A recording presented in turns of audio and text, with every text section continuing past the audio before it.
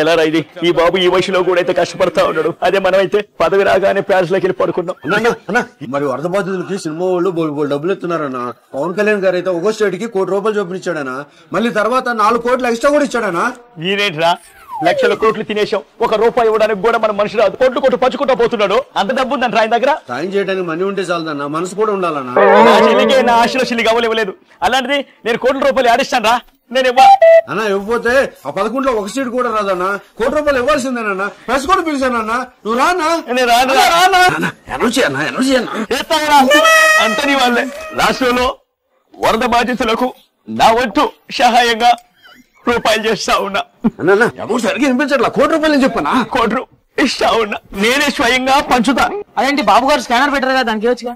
Scanner పనిచేయట్లేదు. మీరు regular గా వాడే పేటిఎం ఉంది కదా, దాంట్లో వచ్చు. పేటిఎం లో లక్షలు పోవచ్చు, కానీ నా లిమిట్ మాత్రం ఓకేనా? అలాగే ఏంటన్నా ఏమైందన్నా? రేయ్ వెళ్ళి 4 పడాలు తీసుకురాపో. సరేనా? ఇదిగో అన్న మనిషికి ఒకటి పేపర్లు తీసుకుని వచ్చినా చేసుకోండి. ఎవరిదాలే ఆడుకుందామా? ఈ పడవలు కాదురా, మన ఇసుక దోల 50 టన్నుల పడవలు తీసుకురా పోండి. అవెందుకన్నా? ఆ ప్రకాశం బ్యారేజ్ గుద్దేసి ధ్వంసం చేసేద్దాం. బ్యారేజ్ దాని గురించి మనకెళ్ళామన్నా. పిచ్చోడా ఇక్కడే ఉంది అన్న పాయింట్. ఆ బోట్ ని సన్న తాళ్ళతో కట్టేస్తా. నీటి ప్రవాహం పెరిగి ఆ తాళ్ళు తెగిపోయి బోట్లన్నీ ఇల్లి ఆ ప్రకాశం బ్యారేజ్ ని గుద్దుకొని ఆ ట్యాంక్ ధ్వంసం అయిపోతాయి. లక్షల కిచక్కుల నీళ్ళంతా లంక గ్రామాల్లోకి వెళ్ళిపోయి 100 శవాలు, 1000 శవాలు, లక్షల శవాలు. విజయవాడలో మృత్యు కోస, తాడేపల్లి ప్యాలెస్ లో ఆనంద కోస. విజయవాడలో మృత్యువాత ఏడుస్తూ కూర్చుంటాడు చంద్రబాబు తాత.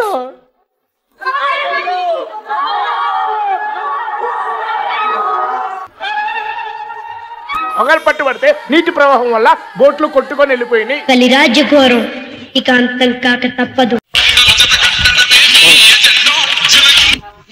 ఇనొచ్చుందా ఈ రోజు ఎంత గుర్తుందా? ఓనా 70% ఇంట్లో మర్చిపోయినా రోంత గట్టి చెప్పు. మన పార్టీకి పాడకెళ్ళిపోయింది ఈ రోజేరా. ఏంది పేరంటమా?